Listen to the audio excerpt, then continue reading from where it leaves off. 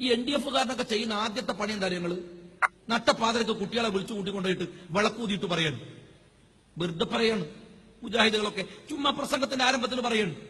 ഇത് നമ്മളെ നാടൊന്നല്ല. എപ്പോഴാ പാകിസ്ഥാനിലേക്ക് പോകണ്ടെന്നറിയില്ല. RSS വരികയാണ്, ശിവസേന വരികയാണ്, ബജ്രംഗൾ വരികയാണ്. അതുകൊണ്ട് സൂക്ഷിച്ചോളി, സൂക്ഷിച്ചിരുന്നില്ലെങ്കിൽ പ്രശ്നമാവും. അങ്ങനെ ഈ സാധു എന്നെ പറഞ്ഞ് പേടിപ്പിക്കാൻ.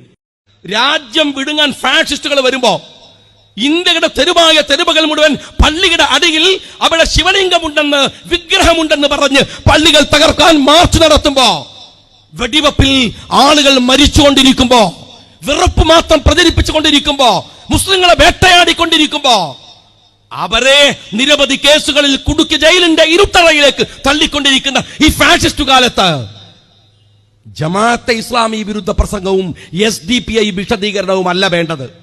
ഒരു കാര്യം സഖാവ് പിണറായി വിജയൻ അടക്കം മനസ്സിലായിക്കോ.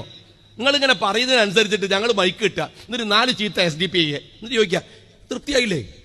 അപ്പൊ പറയണ്ട് നിങ്ങളെന്താ ജമാഅത്തിനെ കുറിച്ച് പറയാത്തത്? അപ്പൊ അടുത്ത യോഗം ജമാഅത്തെ പോയി പണി നോക്കണോ? നിങ്ങൾ പറയുമ്പോൾ പ്രസംഗിക്കാനും നിങ്ങൾക്ക് വേണ്ടി നിലപാട് പറയാനും നിങ്ങൾ വേറെ ആളെ നോക്ക്.